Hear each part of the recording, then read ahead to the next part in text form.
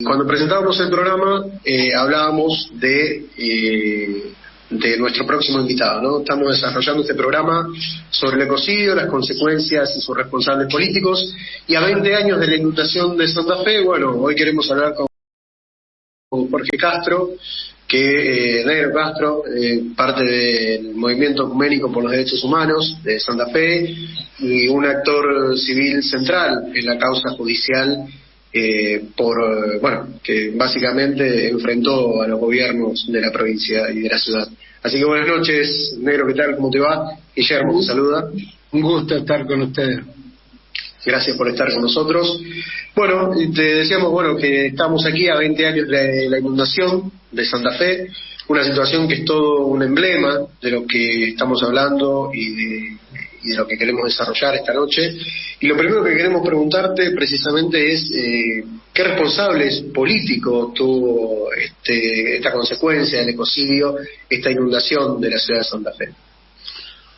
El tema de las inundaciones es un largo problema de toda la cuenca del Río de la Plata y a lo largo de todo el litoral argentino, ¿no? No es una cuestión casual lo que ocurrió hace 20 años en la ciudad de Santa Fe, pero indudablemente que el tema, se ha ido profundizando en sus problemas porque justamente la cuenca del Río de la Plata, que abarca en nuestro caso, en nuestra provincia, el río Salado y el río Paraná, nunca fue tratado por los gobiernos como un problema solucionable, sino como un problema donde se sacaban rédito y clientelismo político, porque todas las inundaciones, y eso es sabido en todo el mundo y más que nada en América del Sur, que los primeros que sufren las consecuencias de la naturaleza son los pobres. Y en ese sentido, sea en las sierras y en los montes que se caen a pedazos en Colombia, en Ecuador, en Perú, en Bolivia, o las inundaciones del Brasil o de Venezuela, de Colombia mismo, y el rasgo nuevo que se ha agregado, que son las inundaciones de Perú, Chile y el sur argentino, como ocurrió en Comodoro Rivadavia, que son fenómenos nuevos, Neuquén también, y que estos sí obedecen a causas más recientes, que es la matriz productiva de los países. Pero la inundación de Santa Fe estaba calcada, o sea, estaba advertida y mucho tiempo antes, o sea que no tiene nosotros la causa de penal que abrimos a los meses de la inundación del 2003, fuimos claros en que el principal inundador no era el río Salado, porque los ríos no inundan, los ríos crecen o decrecen, nada más. O sea, comúnmente abarcan su valle de crecimiento y su cauce de decrecimiento vuelven a su cauce natural. O sea, el río no es una matriz inteligente, es un hecho natural, pero las inundaciones las producen los hombres y los estados. Jorge, buenas noches. Gastón lo saluda. ¿Cómo le va? A mí nadie me avisó, dijo Reutemann, que murió impune, ¿no? ¿Se podría haber previsto, escuchándolo, le pregunto, ¿se podría haber previsto? ¿Se pueden tomar precauciones para situaciones similares futuras? Sí, por supuesto. O sea, la inundación de Santa Fe, ¿por qué te digo que estaba calcada? En el año 92, o sea, en la primera gobernación de Reutemann, la provincia hizo el mapa de riesgo de la ciudad de Santa Fe. Sí. Ese mapa fue difundido por el diario El Litoral de lunes a viernes. Vos comprabas el diario y buscabas la cota de donde vivías y sabía a qué altura del río, tanto Paraná como Salado, te podías inundar. O sea, 11 años antes, ya ese estudio estaba en manos del gobierno. En el año 98 el río Salado también creció y ya se había iniciado la construcción de la defensa del oeste. Lo que ocurre es que fue la construcción de la defensa del oeste, o sea, que abarcaba hasta lo que hoy llega pasando la ciudad de Recreo y que culmina ya en la Ruta 11, fue una basofia, o sea, fue un gran negociado. Hay que recordar que durante el menemismo, el Lázaro Báez del menemismo era Gualtieri, el gran, que ganaba todas las licitaciones en la provincia de Buenos Aires. Y en la provincia de Santa Fe había también un gran negociado de que la empresa que ganaba en el centro perdía en el norte y en el sur, la que ganaba en el sur después perdía en el centro y en el norte, volvían a ganar en el norte y no ganaban, o sea, se iban traspasando. La obra pública siempre en el Estado capitalista es corrupción. Por lo menos en Latinoamérica es un gran sinónimo de la corrupción. Entonces, Jorge, buenas noches. Lo saluda Sergio, ¿cómo le va? ¿Qué dice usted? Muy bien, un gusto escucharlo. Este año se cumplieron 10 años también de la inundación en La Plata, y ahí tenemos, ya está conectado también Pepe Rusconi, con el que vamos a conversar. Vamos a estar charlando de esto. ¿Ve puntos de coincidencia con lo sucedido en Santa Fe en cuanto a responsabilidades, en cuanto a... Al cumplirse un año de la inundación de La Plata, nosotros fuimos al acto central y a llevarle nuestra solidaridad. Porque cuando fue la inundación, de muchísimas ciudades de nuestra patria llegaron cosas, víveres, ropa. La solidaridad que hubo con Santa Fe fue inmensa, y no solo fue de nuestra nación, sino del mundo.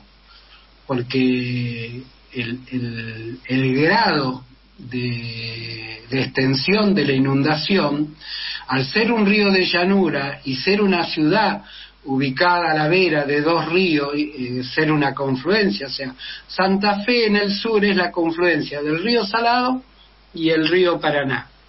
Es muy estrecha. Entonces lo que abarcó el crecimiento del río Salado fue a 150.000 personas, fue a más de un tercio de la ciudad. Lo que pasó en La Plata es diferente, porque no fue consecuencia de el crecimiento de un río, sino fue tormentas consecutivas y en un grado copiosas, que se produjeron en una ciudad que fue planificada en la década, de 1890, como la ciudad más avanzada de nuestro país, pero que después no se hizo más nada. Y habían pasado más de 100 años desde aquella ciudad de las diagonales, o sea, uno se queda con la foto y la película, como cuando vos hablaba de la Suiza latinoamericana y hablaba de Uruguay, por ejemplo, ¿viste? O sea, la ciudad de La Plata era la única ciudad nacida diseñada con una plaza cada tantas cuadras, parecida al diseño de París, muchas cosas de la bella época de la oligarquía argentina que tenía plata para tirar para arriba. Pero las consecuencias de La Plata fue que se inundó toda La Plata. ¿Por qué? Porque las obras que tenían que hacer en el arroyo El Gato y los otros arroyos que desembocan hacia Ensenada no se hicieron nunca. Entonces fue una olla La Plata, a diferencia de que el agua entra porque la defensa estaba abierta. O sea, ahí, si me permitís, Negro, un momentito, porque justamente de eso te quería hablar. Hoy está en boca de todo el mundo el ministro de la Corte Suprema, Rosati. Lo que pocos recuerdan es que fue intendente de la ciudad de Santa Fe y que está en una famosa foto como parte de los inundadores, inaugurando esa defensa que no fue tal. Ahí está, y se alcanza a ver. inaugurando esa defensa que no fue tal porque estaba abierta, ¿no? Entonces, es parte de la responsabilidad, de la complicidad política de esto. Yo te quería preguntar también, dentro de esto, ¿cuál fue, para que le comentes a la audiencia, cuál fue el accionar de la justicia en esta causa, ¿no? A ver, la llamo por parte porque una causa penal es compleja. A Rosati no lo hubiéramos agarrado nunca, y te voy a explicar por qué. Porque su responsabilidad fue de gobernar la ciudad. Él no tenía injerencia en la construcción de la defensa del oeste. Lo podemos agregar en la foto, porque estaba tirando de la cinta. Pero lo que dirigían la defensa del oeste de la ciudad era la provincia. ¿Se entiende? Sí, era se una entiende. obra provincial, no de la ciudad. ¿Qué es lo que se le podía indilgar a Rosati? Y que tenía que haber controlado que su departamento hídrico tendría que haber ido a ver cómo se hacía la planificación, pero eso no era incumbencia de él, porque el gobernador le dice: Rosati, metete en tu ciudad y déjate de joder. Así de simple hubiera sido. Pero lo que ¿cuál es la implicancia? Su implicancia es política, ¿se entiende? Porque él fue partícipe de un entramado del menemismo, y en lo cual Santa Fe nos tocó el conductor, digamos, de Fórmula 1, pero si Monzón hubiera estado vivo y no hubiera tenido la causa, pero seguro que era Monzón, no Reutemann, porque arrastraba mucho más gente, así como Ricky Maravilla en Salta o Palito Ortega en Tucumán. O sea, el menemismo se caracterizó por una cosa que ocurre hoy con el surgimiento de Milei bajo otras circunstancias, en que estaba tan saturada de corrupción los gobiernos ya de aquella democracia en la provincia de Santa Fe, que tenían que buscar caras nuevas, porque estaban todos quemados, porque habían choreado demasiado en los primeros 10 años de democracia. De ahí el surgimiento de Reutemann, que es justamente la Constitución de Santa Fe no permite la reelección. Por eso fue Reutemann, Obey, Reutemann, Obey. Los 4 que gobernaron, y todos gobernaron en una situación económica diferente, en donde se estaba instaurando la matriz, digamos, la nueva matriz agraria, que estaba en surgimiento, que ya venía de la época de la dictadura. O sea, vos fijate que la dictadura salió de la dictadura genocida, de los primeros problemas económicos, vendiéndole el trigo y los granos a Rusia, cuando se produjo el embargo.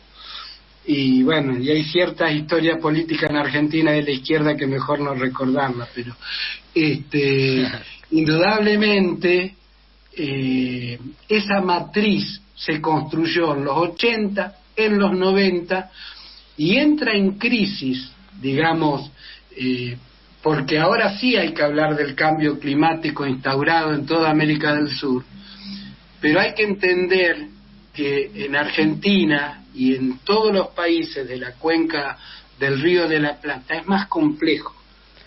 ¿Por qué? Porque si vos agarrás el mapa del mundo, y ves el estado de, digamos, en la misma altura geográfica existen todos desiertos. El único lugar del mundo donde existe una llanura, la llanura más rica del mundo, porque nosotros tenemos 150 años de una agricultura no intensiva. Está Europa claro. tiene 2.500 años, China tiene 4.000.